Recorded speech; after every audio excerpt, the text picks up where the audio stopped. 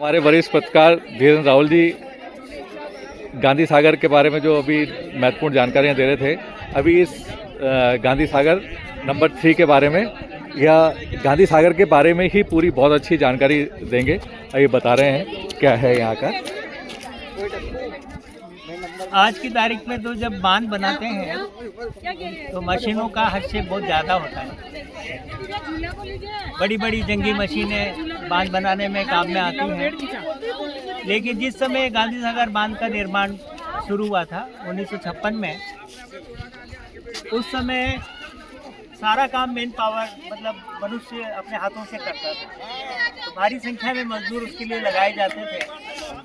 जब गांधी सागर की खुदाई मतलब चंबल नदी में गांधी सागर की खुदाई हुई, नींव डाली गई और फिर जब बांध बनने का काम हुआ, तो उस समय जो है मतलब कई सारे छोटे छोटे मतलब मजदूरों की बस्तियां और ऑफिसर्स की बस्तियां, इंजीनियरों की बस्तियां बसाई गई। तो उसमें गांधी सागर नंबर 3 जो है आज की तारीख में अस्तित्व में है, वो एक बड़ा कस्बा बन चुका है। लेकिन जो गांधी सागर बांध है उसको गांधी सागर मतलब नंबर 8 के नाम से जाना जाता है। बीच में जो कस्बा है वो गांधी सागर नंबर 3 है। और हम ये जो जहाँ बैठे हुए हैं, जहाँ पे ये रेस्ट हाउस है और जहाँ से ये पूरी गांधी सागर की झील का जो विहंगम दृश्य नज़र आता है, तो इसको बोलते हैं गांधी सागर नंबर 1।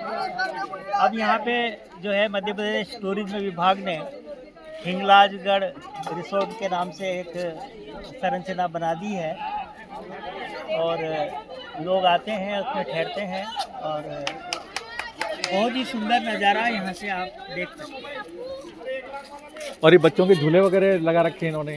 हाँ, बच्चों के झूले भी यहाँ पे इन्होंने लगाए हैं। बहुत बढ़िया ओपन यहाँ पे लगाया हुआ है। चारों तरफ बहुत ही हरितिमा है, जंगल है बहुत शानदार। और आपको ये बताएं कि इसमें केवल 8 नंबर, 3 नंबर और 1 नंबर, बस ये 3 मतलब बस्तियाँ रही। बाकी की सारी बस्तियाँ जो है मतलब काम खत्म होने के बाद वो सारी बस्तियाँ जो है वापस जो है उजड़ गई। अभी जैसे ये पीछे आपके विशाल जलराशि नज़र आ रही है, इसमें बीच में एक टापू है जो आप देख रहे होंगे। बीच में एक ये टापू है, वो टापू। उस टापू के ऊपर है ना कई सारी गायें हैं और वो गायें जो है मतलब एक तरह से जंगली गायें मतलब बन चुकी है, क्योंकि बरसों से मनुष्य से उनका कोई मतलब संपर्क नहीं रहा, तो बिल्कुल हिंसक और जंगली मतलब बर्ताव उनका हो गया है। अगर आप उस टापू पे जाएं तो वहाँ पे गायें आपको मिलेंगी तो साफ।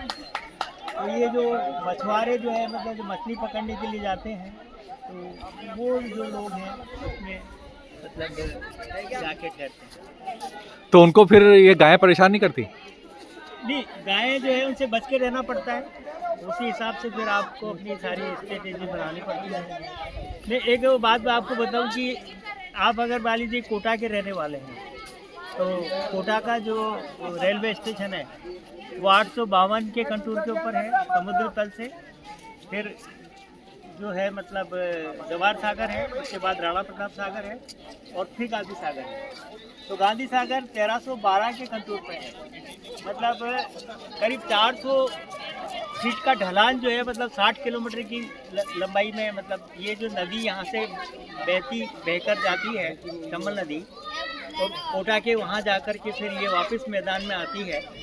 तो इस 60 किलोमीटर की लंबाई में मतलब 60 मील की लंबाई में, मतलब किलोमीटर तो नहीं कहेंगे, मील पुराना जो था मील से गणना होती थी, तो 60 किलोमीटर की लंबाई में 400 फीट का ढलान है चंबल नदी में। और ये ढलान जो है मतलब पन बिजली के उत्पादन में बहुत काम आता है। तो इसलिए ना गांधी सागर पे पन बिजली घर है, राणा प्रताप सागर पे पन बिजली घर है, जवाहर सागर तो केवल पन बिजली घर ही है। और कोटा बैराज में जाकर के फिर जो है दाई नहर और बाई मुख्य नहर निकलती हैं और उनसे फिर जो है शोपुर और मुरैना तक की ज़मीन सिंचित हो रही है। उधर बूंदी जिले में भी लाखेरी, इंद्रगढ़, केशवराय पाटन का पूरा इलाका जो है सिंचित हो रहा है। तो चंबल जो है इस पूरे इलाके के लिए जीवनदायिनी साबित हुई है। पहले ये माना जाता था कि आने वाले 100 सालों में चंबल नदी में गाद जमा हो जाएगी, क्योंकि बांध दिया आपने, पीछे से जो है मतलब मिट्टी आ रही है, तो मिट्टी के साथ जो है गाद जो है मतलब इकट्ठी हो जाएगी। तो उस गाद के बारे में मैं आपको एक रोचक तथ्य बताऊं कि 1995 के साल में जब ये नदी का पानी बिल्कुल रसातल में चला गया था, मतलब वो मेरे ख्याल है वो साल था जब सबसे ज़्यादा पानी जो है इसका नीचे उतरा। उस समय मेरे एक मित्र हैं भानपुरा में, मेरे साथी हैं, बचपन के लंगोटिया यार हैं, अनिल मित्तल एडवोकेट, उनके साथ मोटरसाइकिल पर बैठ कर के और मैंने इस पूरी नदी में जो है मोटरसाइकिल चलाई।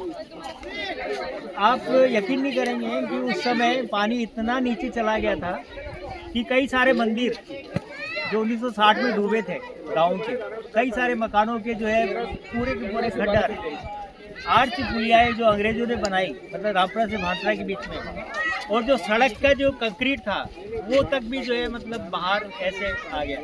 बिल्कुल ऐसा लगता था जैसे कोई चांद की धरती है, कहीं एक चींटी या मकोड़ा वो भी हमको देखने को नहीं मिला उस डूबे मतलब स्थान के ऊपर। अभी मतलब जैसा मेरे साथी ने बताया मेरे को कि अभी 12 फीट मतलब इसका जल स्तर जो है मतलब खाली है। इसी वजह से आपको ऐसा लग रहा है कि थोड़ा सा जब ये पूरा भर जाता है तो आने वाले 2 साल की जितनी भी सिंचाई की आवश्यकता है और बिजली की आवश्यकता है वो इस मतलब जलाशय से पूरी होती है।